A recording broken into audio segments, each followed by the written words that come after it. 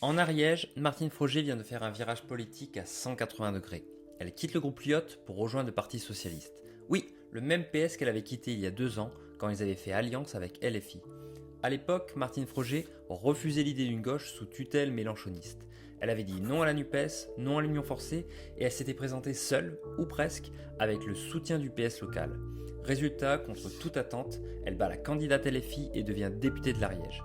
Une victoire qui, déjà à l'époque, symbolisait le rejet d'une gauche radicale au profit d'une gauche plus modérée, plus réaliste. Mais depuis 2 ans, Froger siégeait chez Lyot, un groupe parlementaire un peu fourre-tout.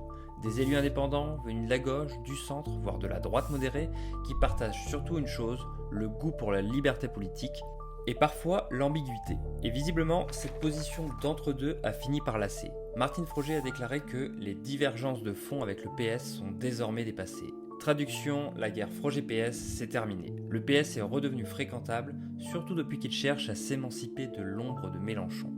Politiquement, c'est une manœuvre intelligente. Le PS récupère une députée de plus, un symbole dans un département historiquement socialiste où l'étiquette compte encore.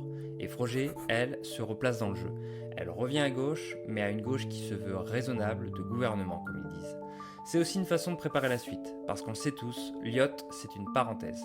Un groupe qui servait surtout d'abri temporaire pour les élus réfractaires à la NUPES. Mais politiquement, sans ligne claire, sans structure, Lyot ne pèsera pas sur la durée. Alors non, ce n'est pas un coup de théâtre, c'est juste un réalignement logique version ariégeoise. Martine Froger ne trahit personne, elle revient simplement à la maison au moment où le PS a besoin de visages modérés et ancrés localement. Et surtout, à 2 ans des législatives, elle choisit la sécurité, celle d'un parti, d'un logo et d'une base militante. Parce qu'en politique, l'indépendance c'est noble, mais rarement réélu.